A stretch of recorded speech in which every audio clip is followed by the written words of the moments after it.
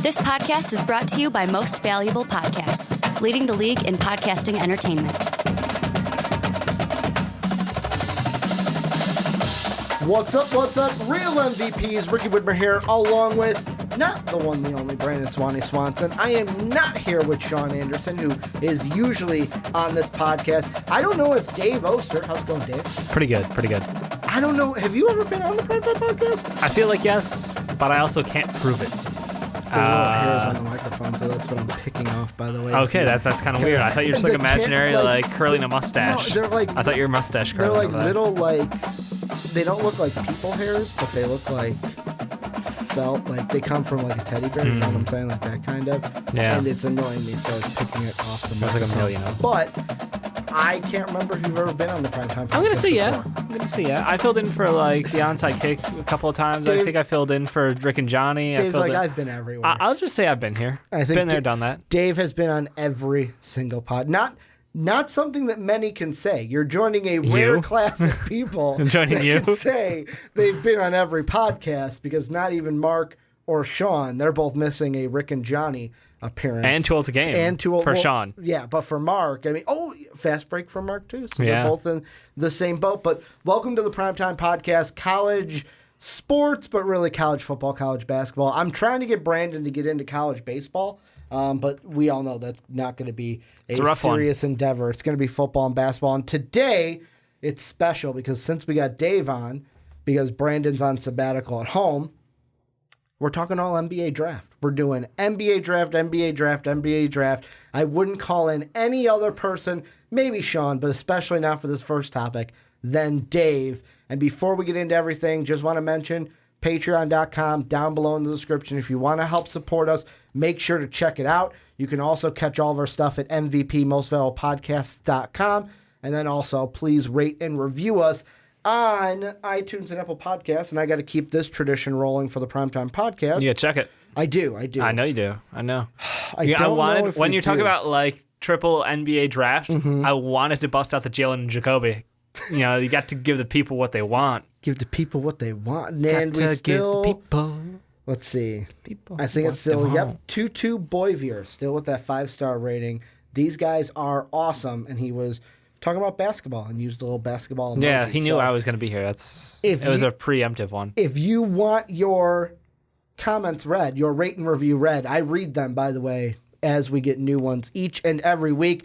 But Dave, like you said, giving the people what they want, draft, pushing the NFL to the side, even though that one comes before the NBA one. But we've got, like you said before we recorded, we got time on that. Yeah. We got time. I want to say that for Brandon. Like, Brandon's really passionate about his college football, so I'm going to leave him be on that one. He loves the college football. Yeah, I know he's going to want to talk about Dwayne Haskins and should he stay, should he go, or if that decision happens, because I'm going to announce it right now. Yeah. You're going to be on next week as well, and it's going to be NBA as well, because it's a big board. Big board, baby. So it's NBA draft for 2 weeks here on the Primetime Podcast. And the first thing I want to talk about, we're going to talk about Jared Culver today. We're going to talk about Nasir Little today. Yep. And the first one we're going to talk about is ya boy. And if nobody knows who Dave's boy is, you haven't been watching the fast break, obviously. It is Murray State racer point guard Ja Morant. And the question I want to ask you, Dave, about Ja is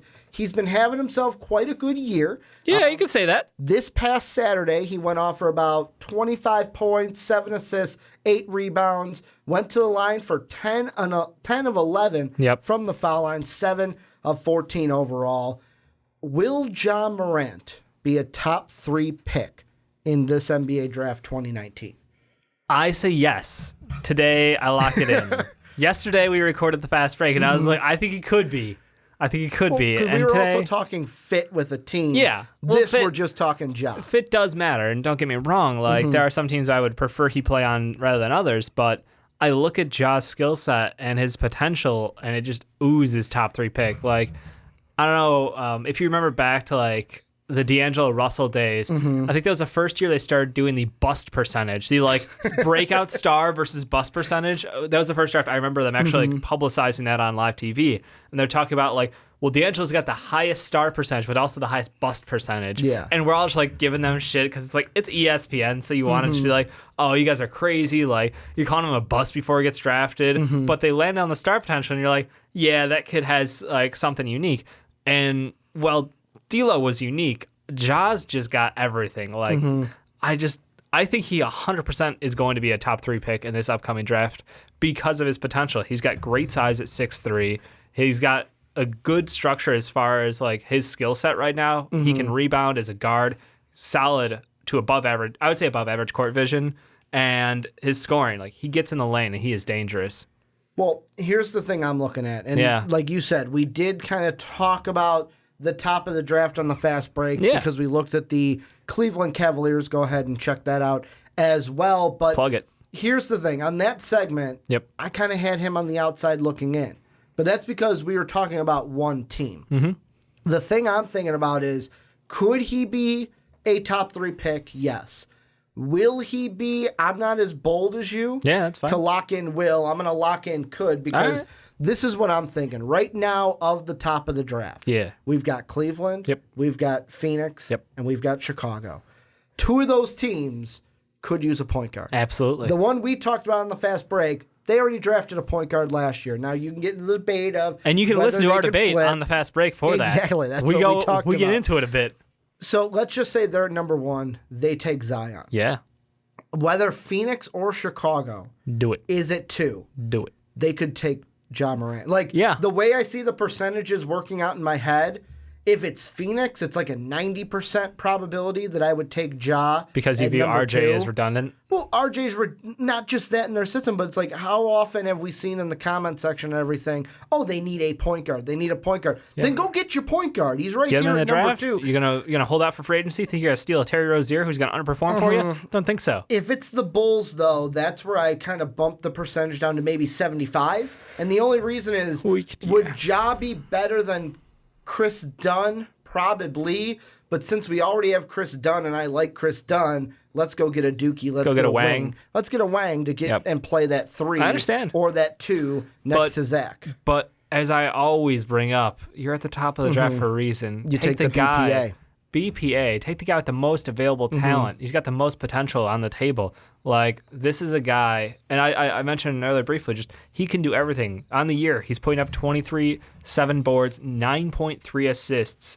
You know, he is dangerous in the paint. The thing that kills me about this kid is, like, his 3-point shot comes and goes. And he only made, what, 1 of 6 yesterday? He was 1 of 7. Okay. He was 1 of 7, No, 1 of 6, you're correct. Okay. 1 of 6 yesterday. But he's had games where he went 6 of 7 ain't much better. But he had a game where he went 6 of 12. Yeah. Like, so he's just inconsistent with it. He's inconsistent, and that's the thing. I hate to see it, but at the same time, the confidence doesn't fade. Like, and that's what you want. You want a player with that. I know in football, you want the quarterbacks with that short-term memory. You throw a pick, it's not going to sit in your head and linger. You're going to go back out there and you're going to keep throwing. You don't want a guy that's going to be in his head. Exactly, and I think that Ja is on the other side of that table. Like, that man oozes confidence on the court. The ball in his hand, he is a confident player, and he's doing it on a team in Murray State where they've got 2 legitimate shooters on their team, and outside of that, he's not going to gain much help. So, you know, a lot of the turnover problems that people want to bring up, because he has had a double-digit turnover game, he has had some pretty sloppy play, but when you watch the games, you go, oh, well, that could have been an assist, that could have been an assist, that shouldn't have been a turnover, his guy wasn't paying attention for, expecting a pass there, like, he has a game speed in his head, and if players don't match that, which, they're getting better at. I think at the beginning of the year it was like new offense with him running it. They had to get used to it. Now they're starting to hit a little bit of a groove. They did just lose to Auburn, which was going to be one of their big tests for the season. It was a close game, though, and I see the players starting to get ready for it. Like, they know what to expect out of Ja as the season goes on. So I think that he's a guy. I mean, I don't put him in the Trae Young of, like, this kid's got, like, amazing court precision on facilitating. Last year was but Steph Curry. Like, we were comparing him to Steph Curry. We're not doing that with Ja. No, just saying Allen Iverson. Yeah, we're not comparing him to... Are you comparing him to AI? I don't know, maybe. Are we talking about practice? Are we talking about practice? We're talking about practice. But the reason why I wanted to bring this up, too, was because since the longest time, basically since this draft class became a thing, it was Duke, Duke, Duke at the top. Where we knew the 3 Dukies were going to be at the top. And if you told me at the way too early, not even the way too early because we didn't have the 3 Dukes, but like the 1.0 we did, or the first big board that Brandon and I did, it was, if you would have told me, oh, I've got someone other than the Dukies at the top, I would have been like, you're crazy. You haven't watched basketball. You don't even watch, bro. That's what I would have said to that person. But the thing that I think might not be too crazy now is that somebody might break up. Because I think, and I said this on the fast break, Zion has kind of solidified himself. You could say it's because of the hype. It's funny because his play on the court, like, it's funny. Sean and I like had a conversation the other day. It was just like, he hasn't done anything different. Like, what we saw Zion game 1 through 3 is the same we saw him 3 through 6, 6 through 10, 10 but through... it's just a human highlight reel. But it's just, the man's a man. And, like, what he can do out on the court is ridiculous. Tree trunks. Physically, just a unique specimen. Arms. Yeah, he is uniquely gifted. For him. He's Groot. He's got tree trunks for both arms and legs. He is uniquely gifted. So that's one where it's like, he might not be the best basketball player, but he's the best athlete in the draft.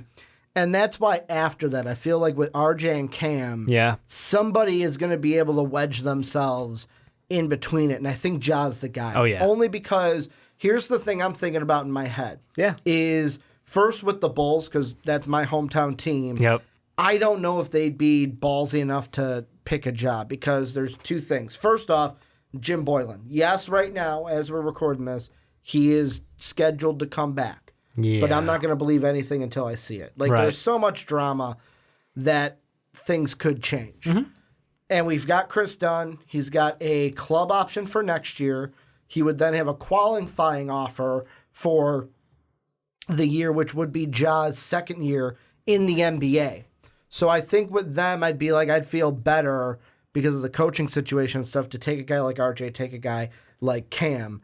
But with Phoenix, I don't know if they're at 2 or 3, maybe not 1, because like I said, 1 is Zion territory. Yeah, you can't not take Zion right now. If they're at 2 or 3, I would probably push the button on Ja Morant because the thing that I'm looking at, and I want to ask you this, is could Ja and Dev Book kind of be what Ricky Rubio and Don Mitch were for Igor's offensive system? Not exactly because they're different players, but they'd be better. Could they be, I'll just say they'd be better. Could they do his offensive system better then? I absolutely think I think that combo of Ja and Dev would be better than Ricky Rubio and Donovan Mitchell. And most of that, it's funny because we had Don Mitchell and Devin Booker like this going into the preseason ranking. Like they were one on top of the other, and it was so close. And we gave the advantage to Donovan Mitchell because of his defense. And what we've seen out of Devin Booker now that he's back and healthy is like he's continued to grow, and Donovan Mitchell hit that sophomore slump.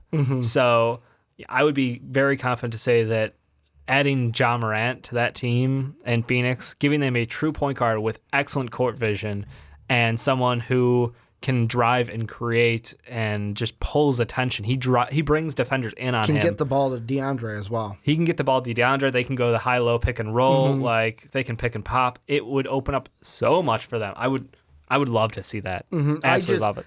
Because the thing is, we're kind of hitting this a little bit with this podcast in general of like risers and fallers almost. If, let's say, I'll throw this one in there. Let's say the Hawks or the Knicks get into the top 3 discussion because they're close. They're like right behind. Yeah. Do you still feel the same way? Do you still feel the same way that Ja would be a top 3 pick? Let's say it's Cleveland. I'm going to throw a unique top 3 that is going to maybe go against your yes, he will. Let's say the top 3 ends up being Cleveland, Atlanta, New York. New York should take him.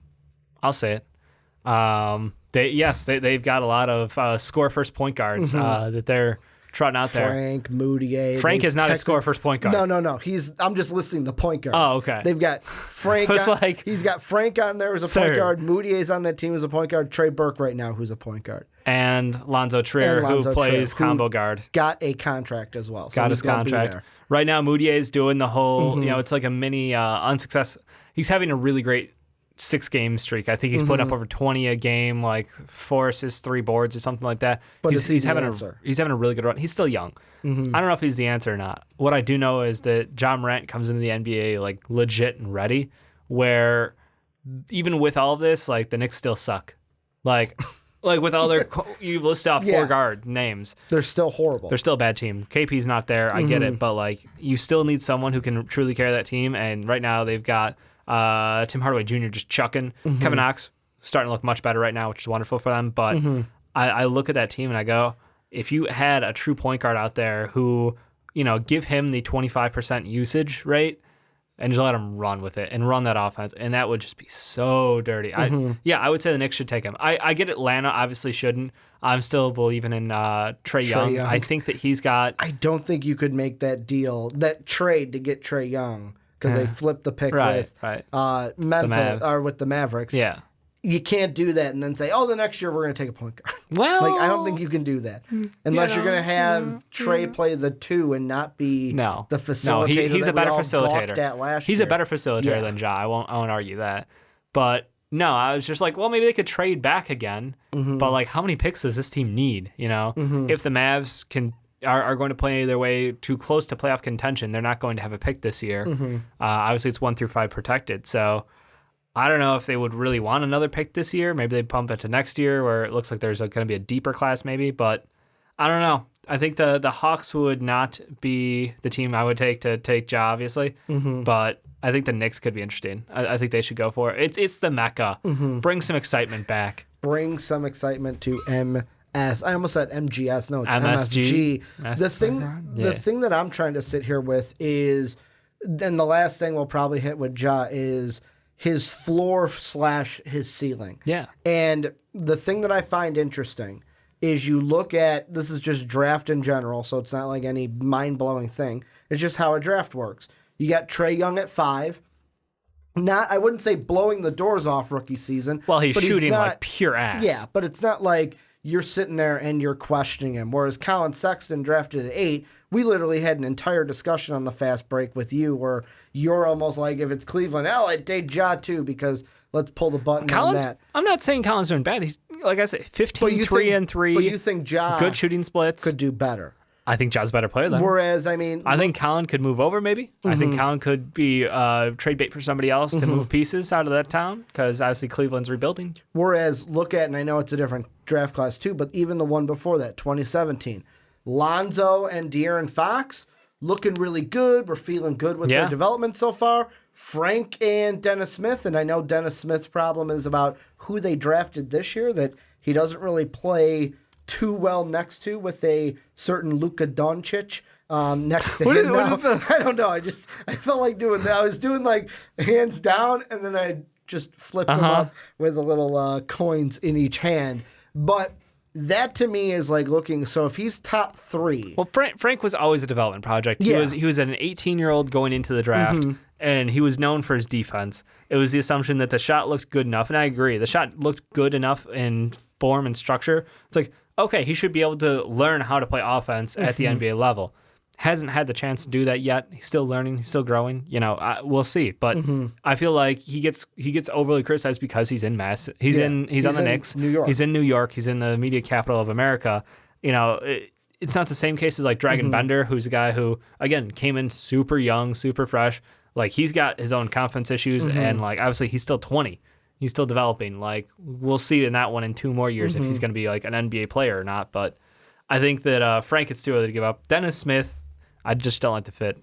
Like, he's still a good basketball player. Well, and like we mentioned, me and you both had him going to New York in our mock drafts for that year, too. I still want them to just trade back. But the thing that I look at is if he is going to be, and this is Ja, to be a top 3 pick, absolutely, we've got to put him then, just of recently, into the categories of Lonzo Ball. I know a little bit of Lonzo, too, was the hype because his dad did a great job. His dad did a great job promoting his son and getting the name out there. Yeah. De'Aaron Fox also, with his play, rising up in draft boards later on.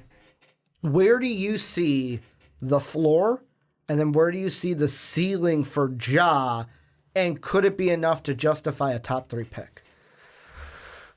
The floor and the ceiling for Ja. See, that's tough because it's like, are you talking like college or are you talking pro? NBA level? Let's talk NBA because he's going to be drafted into the NBA. Right. I think his floor is probably somewhere around, probably around like 16, 6, and 8. Like, I think that's probably where his floor would be in my mind. Like, that's the thing is, like, I think his passing gets better as he gets older, and he's already putting up between 7 and 10 assists a game, no problem. And as with he has heavy turnovers and without hopefully better teams around him, because like Murray State, like you mentioned to me before we recorded, he's got 2 shooters. That's it. And that's it. It's him and 2 shooters. Yeah. So like I think that giving him NBA level talent around him and a head coach at the NBA level would just do wonders for him. So yeah, I think bottom end, like he's a 16, 6, and 8 guy. I think top end, we're no joke, like in the realm of like AI. Like he has superstar potential. He has superstar potential because he can get to the bucket and like he has a knack for it. And when you watch it, it's just like when we watched Lonzo Ball, we knew his shot was wrong. We're like, it was janky. There's a janky shot in that boy, but his defense, his court vision, and his quick decision making more than made up for it. His body, his frame, it was like, okay, no, he's definitely a guy at 6'6" who wants to be my point guard. Quick passing, good rebound. He's got the IQ. What's above the shoulders is more important than what's below the shoulders. Right, he's very quiet spoken, and everybody. Well, not even that. I'm just saying, like what you were saying.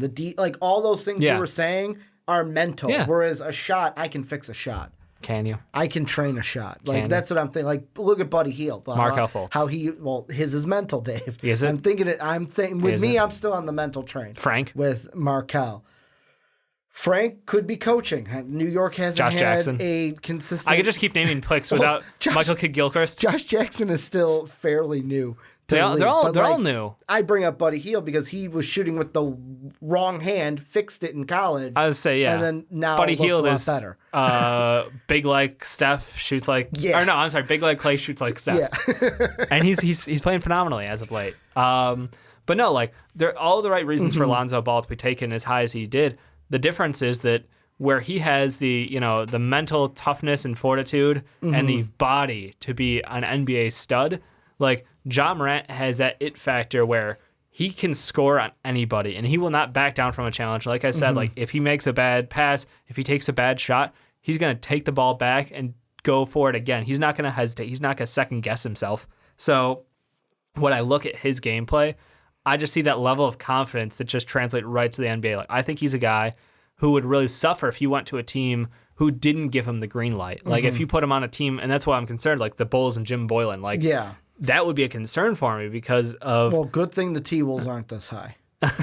Why? Because Tom Thibodeau don't play rookies, man. Yikes. He don't play rookies. He ain't messing around with that. Yeah, seriously. I don't know what's going. Yikes. But my only concern, like, and this is a concern that's not huge with Ja, but it's my only one. It's his turnovers, right? Is his 3-point percentage. Yeah. And I know you hit on it. It's consistency and basically getting that rhythm. But when we're splitting hairs, as I like to say, between RJ, Cam, and Ja. Right. I think right now, and this is kind of giving my big board away maybe a little bit. I haven't decided completely. But if I had to choose between like Ja and RJ, I might lean Ja over RJ because it's like, all right, they're going to shoot very similar. Like, yeah, RJ, more points, but I mean, Ja has a better field goal percentage. Say RJ has more points right now. He might not by the end of the season. But Ja also has a better field goal percentage because RJ is what? And actually, they're like dead even. 23.8 versus 23. And I'm looking at per 36 minutes. Oh, okay. Like per 36, RJ shoots nearly like 10 shots more per game than Ja does, which plays into it. But if I look between Cam and Ja, the 3-point percentage, and especially at the projected 3-point, like NBA 3, it's Cam Reddish right now, according to Tankathon, is at a 3.96. Ja's at a 3.52, which is better than RJ, so I would take him over RJ.